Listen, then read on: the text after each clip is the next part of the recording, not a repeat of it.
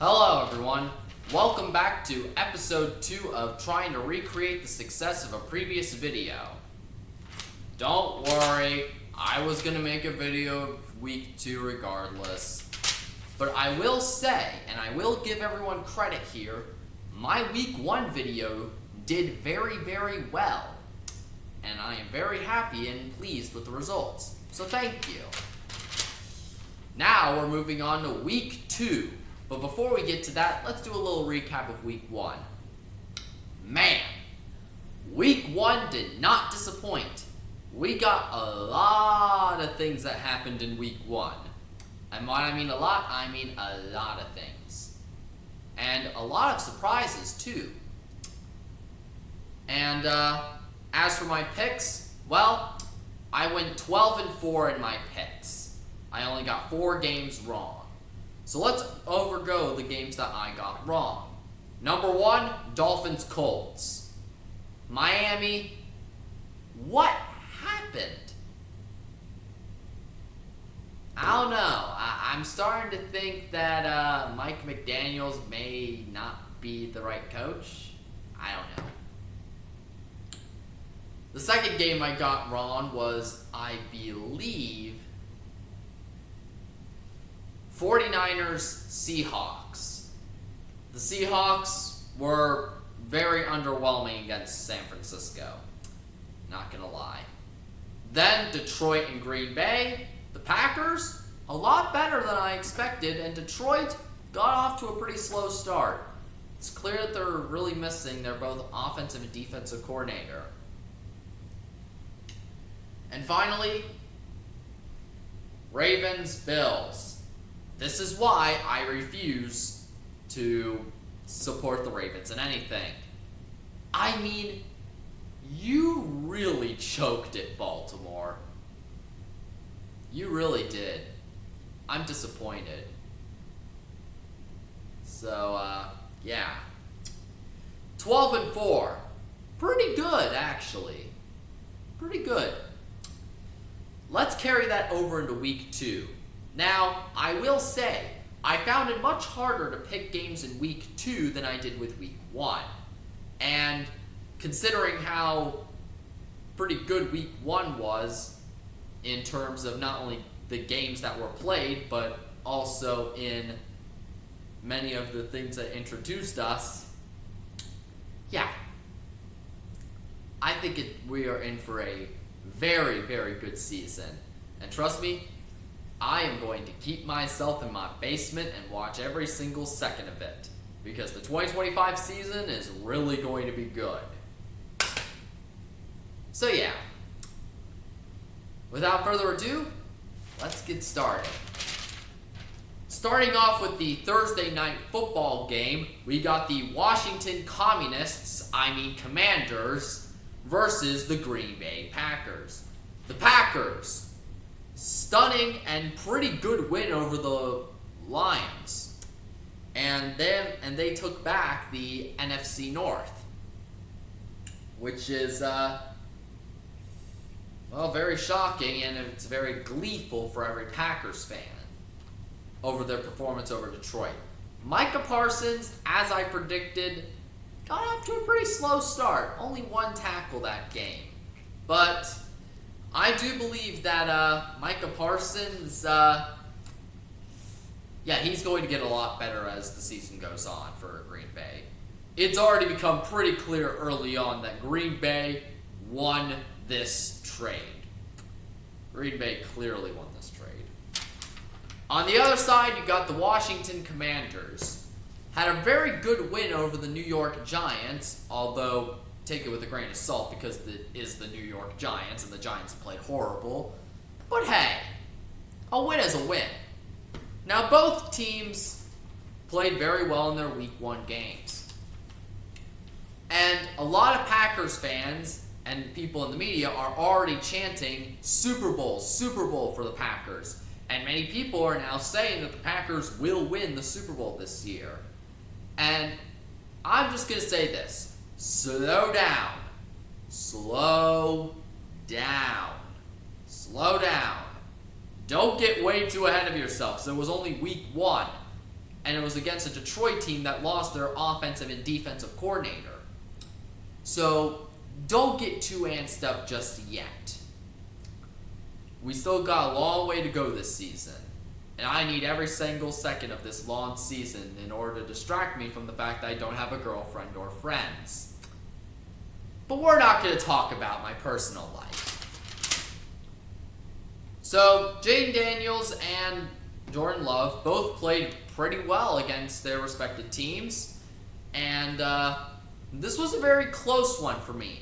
But however, I just felt that the Packers had the better overall performance. They looked the least the sloppiest, and Jordan Love did play a lot better. And yeah, I know Jayden Daniels may have had the benefit of playing a Giants team, but the Commanders still have a few things to work on because, yeah. So this one was close for me, but I'm going to give it to the Packers here. I got Green Bay winning. Give me the Packers.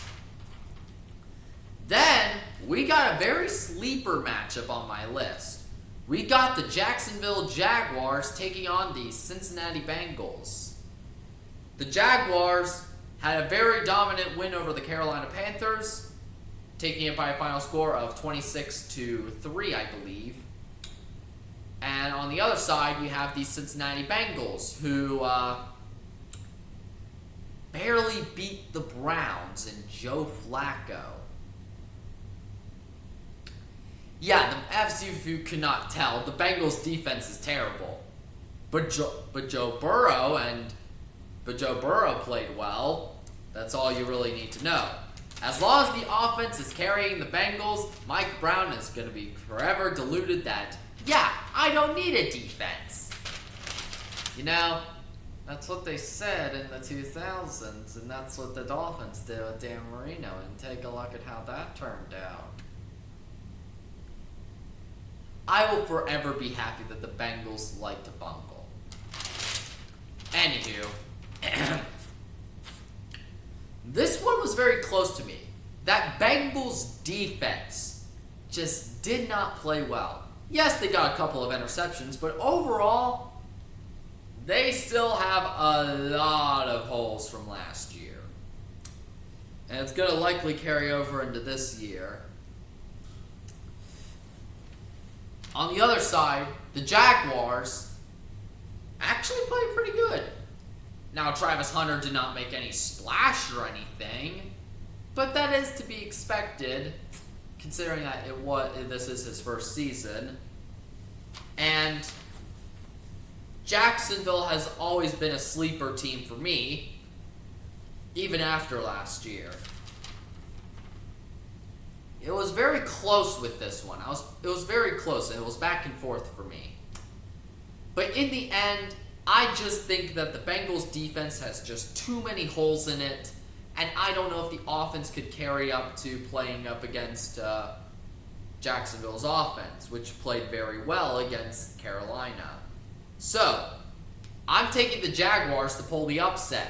Give me Jacksonville over Cincinnati.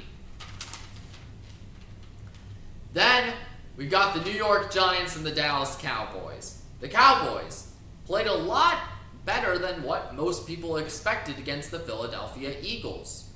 Now, to be fair, they did benefit from Jalen Carter's spit.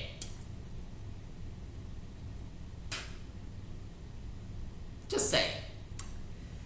And yes, I am well aware of the whole Dak spat first thing, or this whole Spitgate thing. Trust me, I'm not going to get too deep into it. All I'm saying is that Dak Prescott baited him, and Jalen Carter fell for it. So, you can't blame anybody but yourself.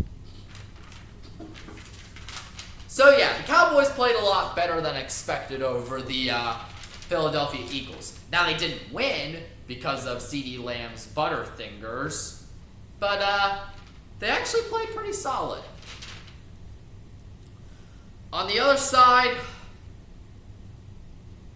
the New York Giants. Oh, did they play horrible. Oh, New York, New York, New York.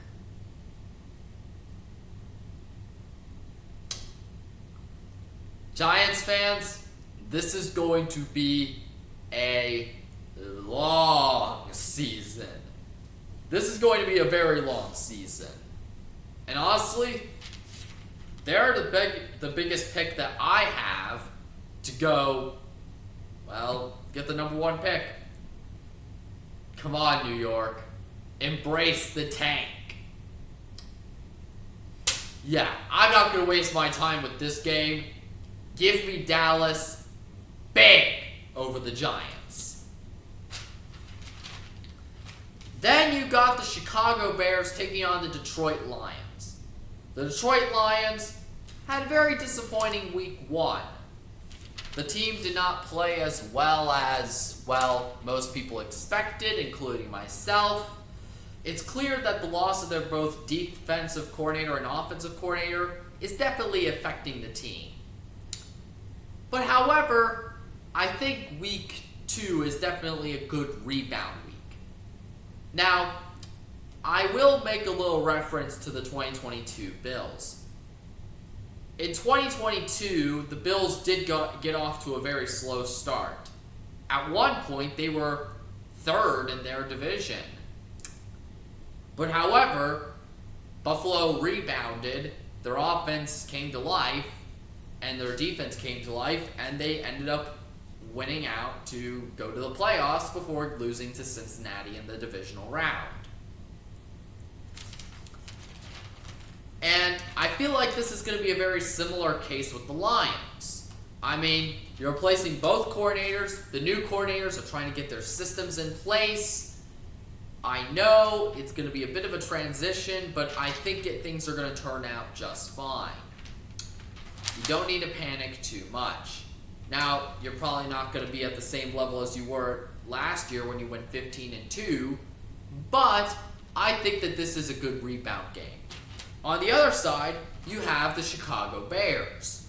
The Chicago Bears did play very solid against the Minnesota Vikings, although they did lose in the final few minutes thanks to J.J. McCarthy.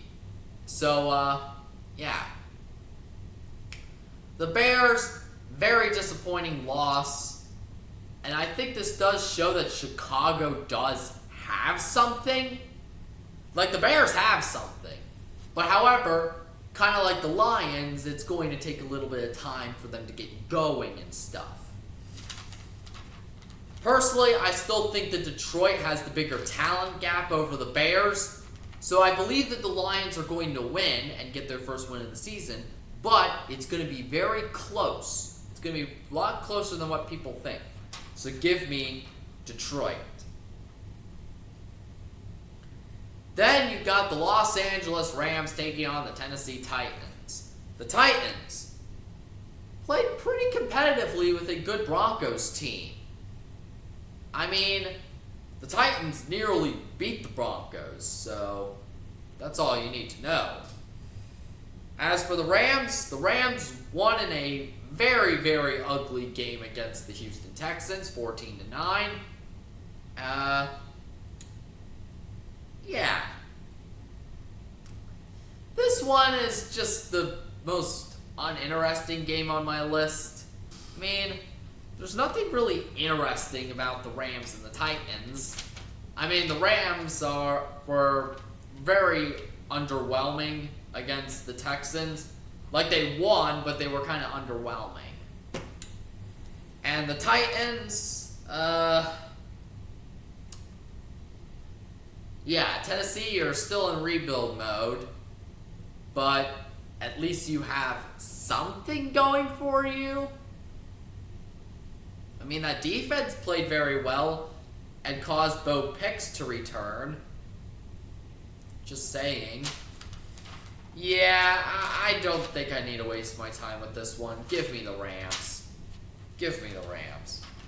Then, you got the New England Patriots and the Miami Dolphins. Miami.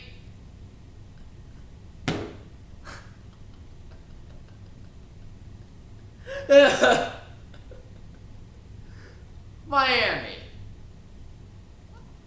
I believe that you're better than this, aren't ya? No? I have no idea what happened to the Dolphins, but the Dolphins played really, really bad. Like, that was such an underwhelming performance, and it was pathetic on all fronts. This was supposed to be a make or break year for the Dolphins, and the Dolphins are breaking. In fact, so bad to the point where people are already saying that the Dolphins are tanking. Now, I wouldn't go that far yet. We still need to see how the first few games go out. But however, considering the past allegations against the Miami Dolphins for tanking, like in 2019, 2021, like, I could definitely see the Dolphins tanking again. On the other side, you have the Patriots, who are just as underwhelming as last year. Like, they're literally the same team. Like, what do you want me to say? What is there to say about the New England Patriots? They're still in rebuild mode. Mike Vrabel, did all right. They lost to the Raiders, and